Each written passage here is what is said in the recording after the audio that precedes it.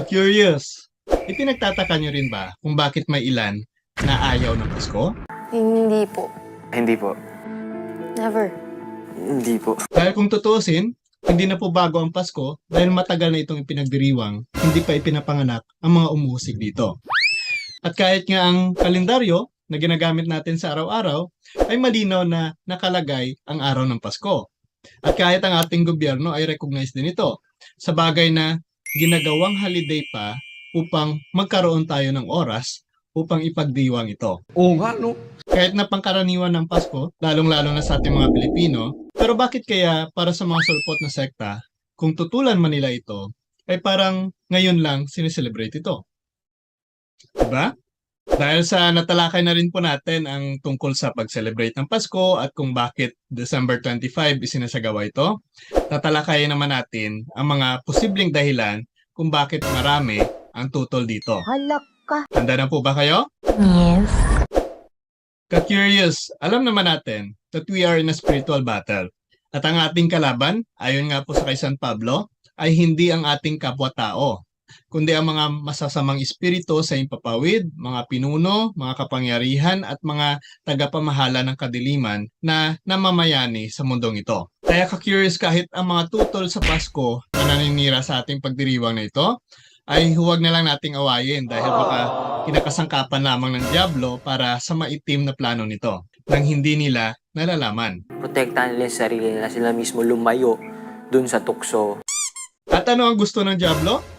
Narito at iisa-isayin natin ang mga dahilan kung bakit may ayaw sa Pasko. And at this point, we ask our Mother Mary and Saint Michael to intervene for our protection.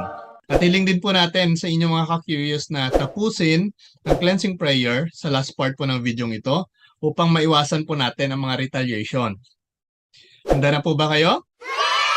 At ito nga po ang dahilan kung bakit may ilan na ayaw sa Pasko.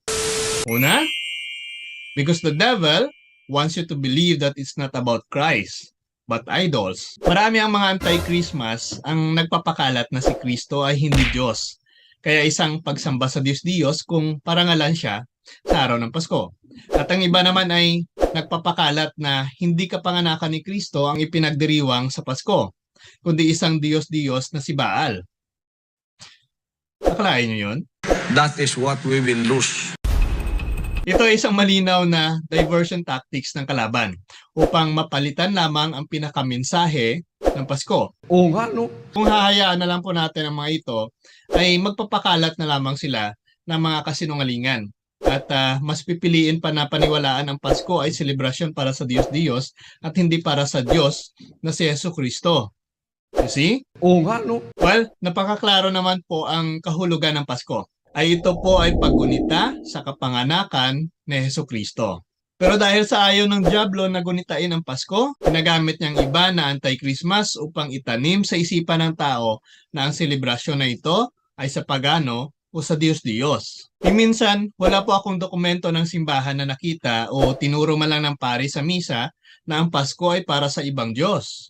Dahil ang tinuturo ng simbahan sa araw ng Pasko ay upang alalahanin ang lahat ng ginagawa at itinuturo ni Jesus at makita siya bilang liwanag ng misteryo ng Pasko. At ano po ba ang misteryo na ito?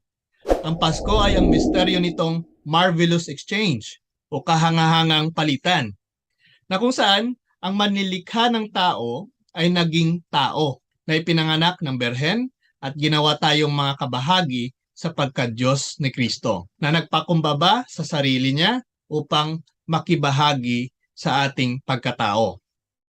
Diba? At ang pagkataong tao nito ay upang ipaabot sa atin ang mensahe ng pagmamahal ng Diyos para sa atin. You see? Love ang pinakadahilan ng Pasko, hindi sa pagano. Kaya huwag po tayong maniwala sa mga kontra sa Pasko dahil gawa-gawang kwento lamang ang mga ipinapakalat nito na wala naman pong batayan sa tunay na tinuturo ng simbahan. At dahil ito ay katuruan ng simbahan, ang dapat po munang tanungin ay ang simbahan, hindi ang kung sino-sino. Oo nga, no? Pangalawang dahilan kung bakit ayaw ng iba ang Pasko. Because the devil wants to spread hate rather than love.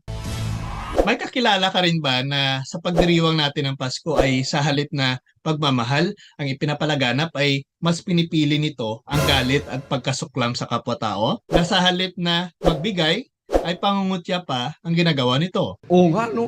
Alam naman po natin na ang Diyos ay pag-ibig, na siyang diwa ng Pasko. At ang kabaliktaran nito, na nais ng dyablo, ay galit at pagkamuhi, na nais niyang maramdaman ng tao. Kagaya na lang po ng sinasabi ni San Pablo, kapupuutan ang masama, kumapit kung ano ang mabuti.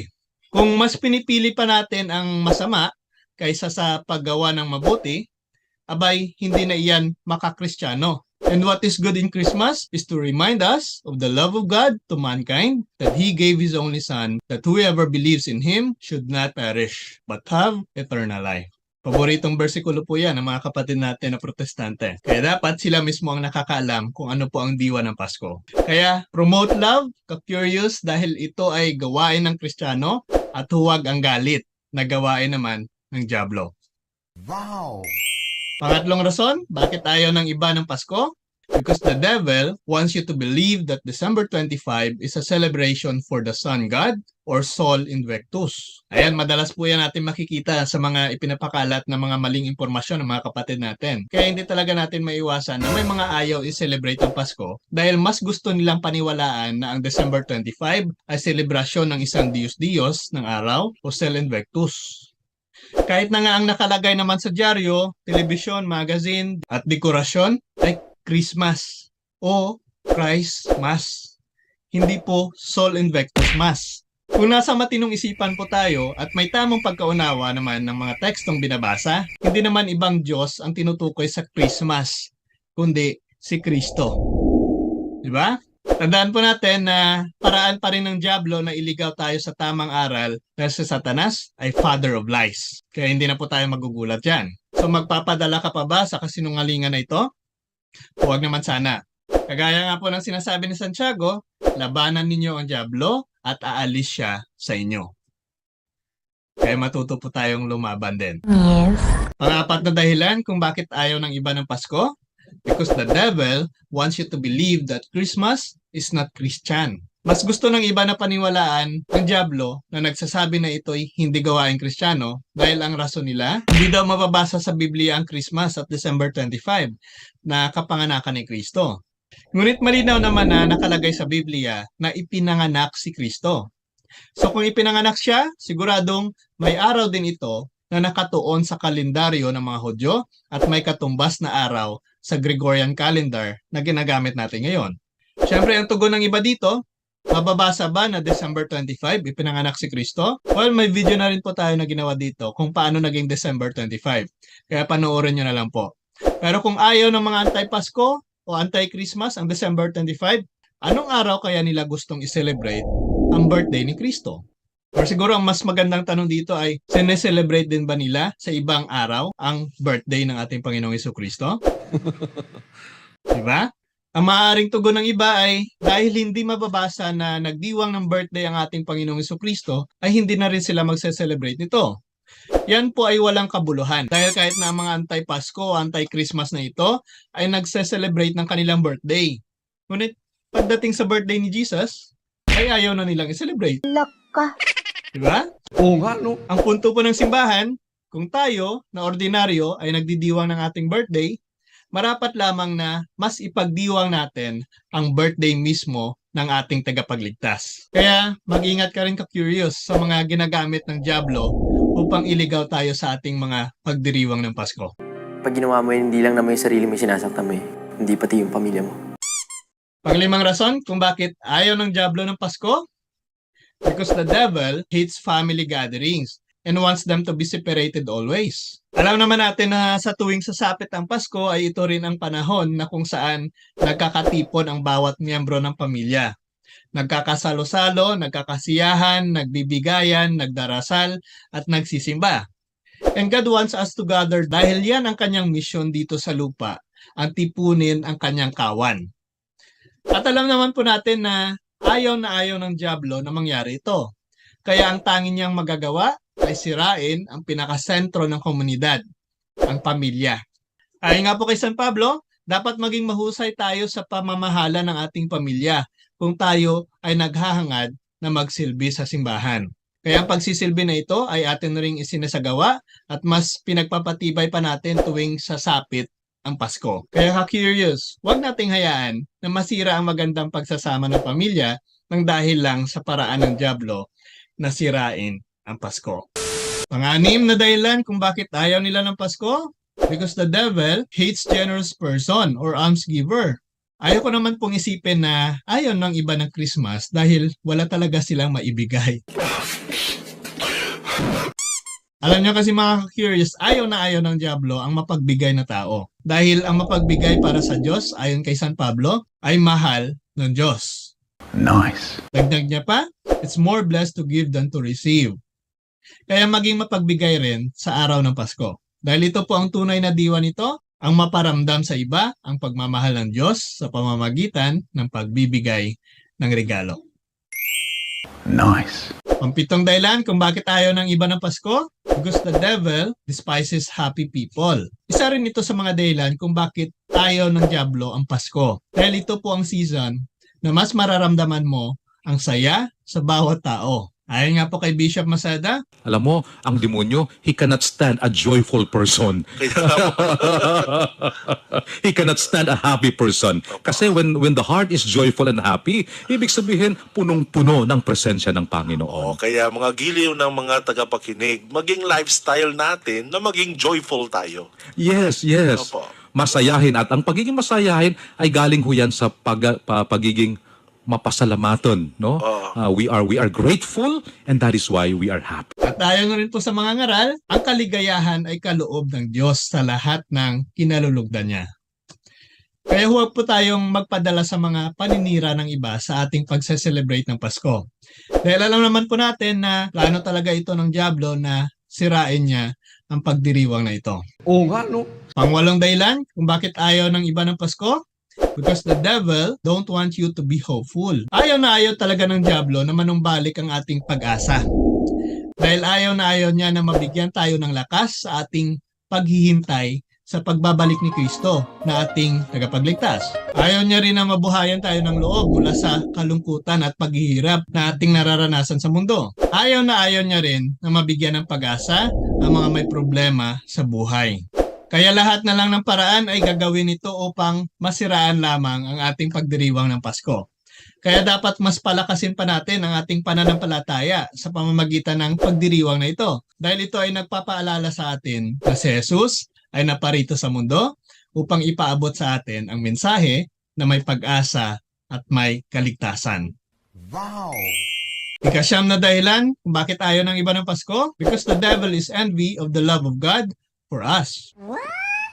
Sobra talaga ang inggit ng dyablo sa ating mga tao. Kaya ayaw na ayaw niyang maramdaman natin ang pag-ibig ng Diyos tuwing sasapit ang Pasko. At ito nga po ang dahilan kung bakit tinukso niya si Eva at Adan na mahulog sa kasalanan. Dahil sa sobrang inggit nito sa kanila. Bakit to? Dahil kung tutusin, sa tuwing may pagkakatipon at pagkakaisa sa pamilya, ay makikita ang pagmamahal. Sa tuwing may regalo na natatanggap, ay may dalang pagmamahal sa kapwa. Sa tuwing sasapit ang Pasko, ay pinapaalala sa atin ang malaking pagmamahal ng Diyos upang maligtas tayo sa ating mga kasalanan. At ngayon nga naman ay sinisiraan talaga ng dyablo ang panahon ng Pasko upang wala ng taong makaranas ng pagmamahal at pagkakataon na makapagpasalamat sa Diyos dahil sa mga biyayang natanggap.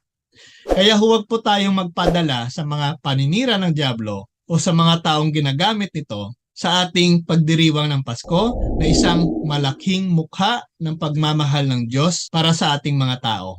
Nice. At panghuli na dahilan kung bakit ayaw ng iba ng Pasko? Because the devil does not want you to remember the Lord's work through His nativity. Alam naman natin na ang kapanganakan ni Jesus ang isa sa mahahalagang pangyayari sa kasaysayan. At sa pamamagitan ng pagdiriwang natin ng Pasko, ay atin pa rin itong ginugunita upang paalalahanan tayo ng matinding pagmamahal ng Diyos sa sangkatauhan. At ang dahilan kung bakit nagrebelde si Lucifer ay dahil na rin sa matinding pagkainggit sa tao na mas pinili ng Diyos na pagbuwisan ng kanyang buhay. Kaya matindi talaga ang galit ng Diablo kapag isinisagawa natin ang pagdiriwang na ito. Kaya hindi na rin po nakapagtataka kung bakit gano'n na lang ang pagtuligsa ng iba sa Christmas, ngunit hindi naman tinutuligsa ang lumalaking samahan ng mga satanista. Diba? Yan po ang nakapagtataka. Oo nga, no? Kaya gunitain po natin ang may pasasalamat at kasiyahan ang araw ng Pasko. Dahil sa pagkakataong ito ay ating mabibigyang puri ang ating Panginoon dahil sa kanyang mga sakripisyo. Wow! Well, mga ka-curious, ipagdasal na lang po natin yung mga kapatid natin ito na matauhan naman sa pagpapagamit sa Diablo. At kanila namang maramdaman ang pagmamahal na isang napakagandang regalo ng Diyos para sa ating mga tao na siyang si Jesucristo. Nice. Ayan, maraming salamat mga ka-curious sa inyong walang sawang pagsubaybay sa ating munting channel. At sa inyo po mga kapatid natin no, na talagang sumusubaybay sa bawat videos na ginagawa natin at talagang sinishare no, sa kanilang mga kakilala. At yung iba na nagpapadala din ng kanilang mga stars, maraming salamat po sa inyong walang sawang pagsuporta. And of course, sa mga hindi pa po nakapag-subscribe or nakapag-follow sa ating munting channel, Mr. Curious Catholic, ay huwag na po kayong magdalawang isip na i-follow at i-subscribe itong munting channel natin. And of course, mga ka-curious, pwede rin po kayong makibahagi sa ating mga ginagawang mga corporal works of mercy sa pamamagitan po ng pag-send ng inyong mga tulong through GCash sa ating pong numero na nakalagay po sa ating description. At ating ibabahagi po ito sa mga kapatid natin na nangangailangan and of course, suporta na pwede nating ibigay sa ating simbahan. At yan mga ka-curious, bago pa tayo magtapos, magsasagawa muna tayo ng cleansing prayer para sa inyo na nanood ng ating video. In the name of the Father, and of the Son, and of the Holy Spirit. Amen. Cleansing prayer. Heavenly Father, in the name of Jesus Christ, our Lord and Savior, by the power of the Holy Spirit, we pray that the cleansing power of the precious blood of your Son come upon us right now. Purify us and wash us clean with the blood of Jesus from the top of our heads down to the very soles of our feet. Let this blood penetrate the very marrow of our bones to cleanse us from any entanglement from whatever spirit we have come in contact with during the course of our intercession. Anoint us with the gifts of the Holy Spirit and refresh our body, soul, and spirit, and may the sign of your Holy Cross drive away all evil spirits from us. In the name of the Father, and of the Son, and of the Holy Spirit. Amen. Muli, this is Mr. Curious Catholic, kasama po ninyo sa pagtatanggol ng ating simbahan. Sa Diyos po ang lahat ng papuri. Bye-bye.